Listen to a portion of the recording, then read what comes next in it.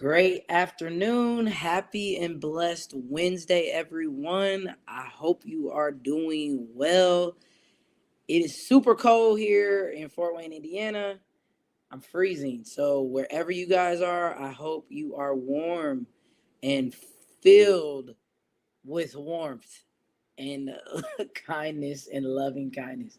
For those who are new here, welcome. My name is Kat Barnett, and this is the Kat Barnett podcast. And I also help women who struggle with confidence in their faith and fitness develop strategies and systems that lead them to gain clarity, direction, and purpose so that they can be fulfilled as they walk in their calling faithfully. I hope you all are doing blessed and well. I'm always grateful to be here again with you each and every week, and just another week. And this episode was really truly inspired by last week's episode. Just having my good friend, brother in Christ, Darren, on, and we had a great conversation just about being successful, about who God already called you to be, and I'm just stepping into your calling, into your purpose, because we all have one. And so, as I was just thinking of today's episode, what inspired it, like I said, was that um, podcast episode that we had last week, and it got me thinking that you know we are already walking in who God created us to be. We just have to tap into that. We have to just be obedient and follow and listen. Um, and hopefully this episode will resonate with one person. I know this is a subject that not everyone will resonate with or believe in, and that's okay with me, because I'm not here to uh, touch everyone, but I hope at least if I touch one person's life, then I'm doing something right. So, I got to thinking that, the dreams and the goals and, the desires that we have in our hearts or in our minds that we constantly think about and we can't stop thinking about, that's not by accident. That all I truly believe is by design. That's because God made us that way and created those things for it to be, for us to think those things, to have those dreams and those desires in our hearts and minds. So I want to encourage someone today that, started the new year off still feeling not hopeful, feeling discouraged, not encouraged, feeling depressed, feeling down and out, feeling like they can't hold on anymore. But the new year kind of sparked something in you. God still put something in you because God still put those dreams and goals in your heart for a reason. So I want to encourage someone today. I'm talking to someone. It might not be everyone, but there's someone out there that needs to hear this, that you are right where you need to be. God is working through you. God is molding you and shaping you. And he put those dreams and those hearts in those um goals in your heart for a reason. And sometimes we may not know right away, but with those persistent desires and visions that we have, I believe are divine calls from God, not accidents. And they're signaling a purpose for your life, growth, and future, encouraging you to trust in God's plan. And when we pursue these dreams and goals, when we have that faith that even if we don't know how we're going to get there, or that uncertainty, but we have that faith, right? That faith kicks in, that we don't know how we're going to accomplish them or how we're going to get there, or all we see is just darkness and the negative circumstances in front of us. We can't see how we can accomplish whatever God put in our heart. But I want to encourage you and tell you that if you have that faith, once you pursue that dream with God, despite the challenges, and you have that faith and belief, He will equip you to fulfill it as He seen fit and put it in your heart. Believe that. Believe that, because I truly believe that. So I want to kind of go off of like core things that you will go on when you're going on the journey and you're walking with God, you're putting Him first, and you're seeking the dreams and the goals that He put in your heart. So divine purpose, right? The dream is a planted seed that God gives us a glimpse of His plan, and it's not random. It's by design. So that's the divine purpose. It's the dream is the planted seed. And so I want to encourage y'all that you are capable of getting to the dream, or as God referred in the Israelites in the Bible, the promised land. You are capable of getting there if you continue to keep Him first in it. So if God placed it in you, that dream or that goal, you have the strength and the potential to achieve it, even if it seems big or impossible, because He wouldn't have put it in you if He didn't want you to pursue it and go for it.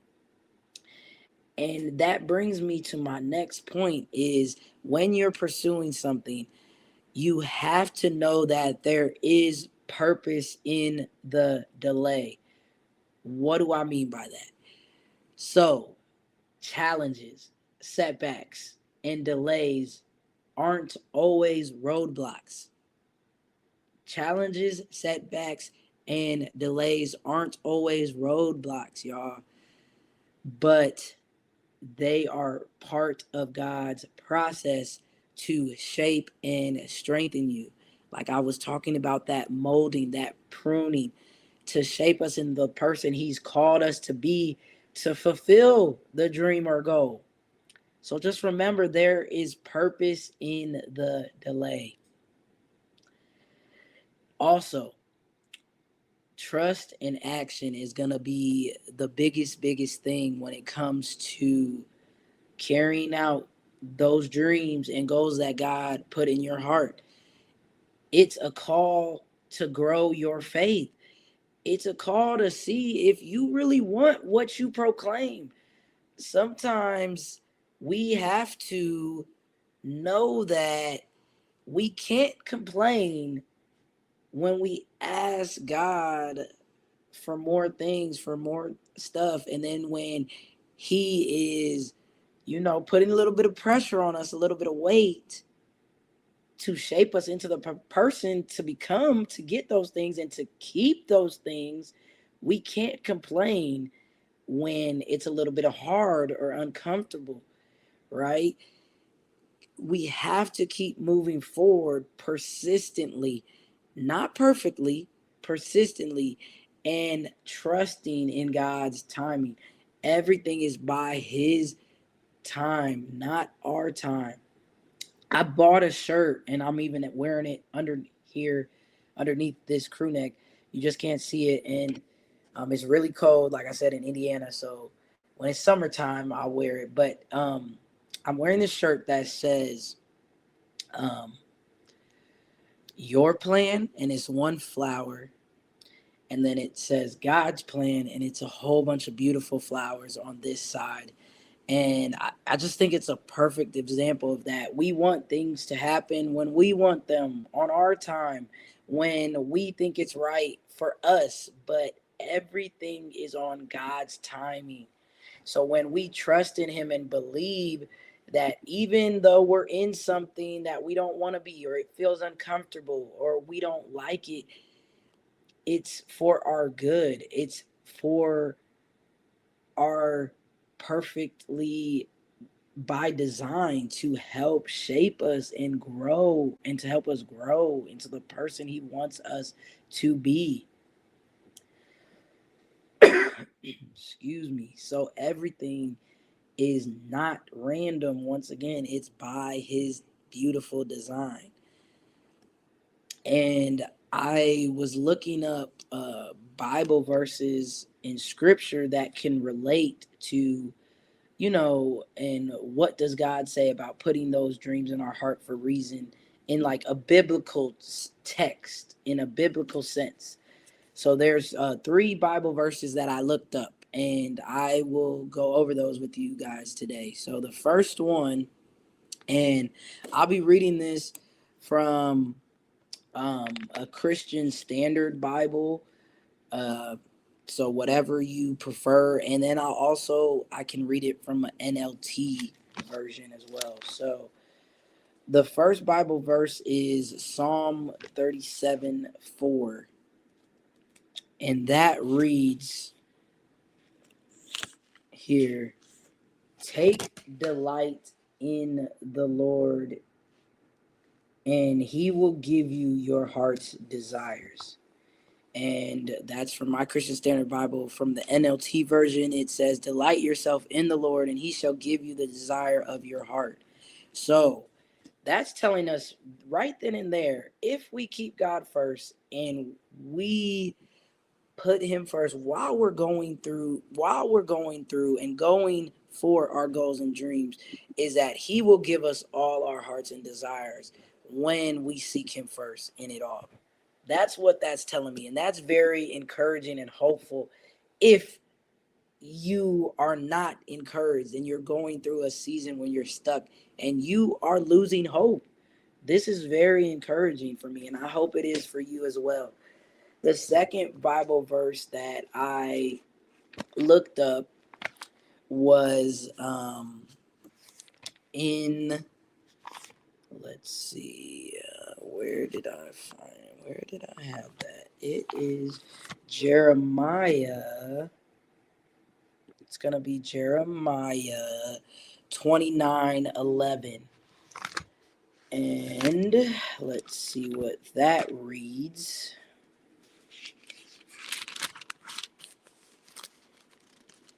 All right. So in the Christian Standard Bible, this Jeremiah 29:11 verse reads, "For I know the plans I have for you." This is the Lord's declaration.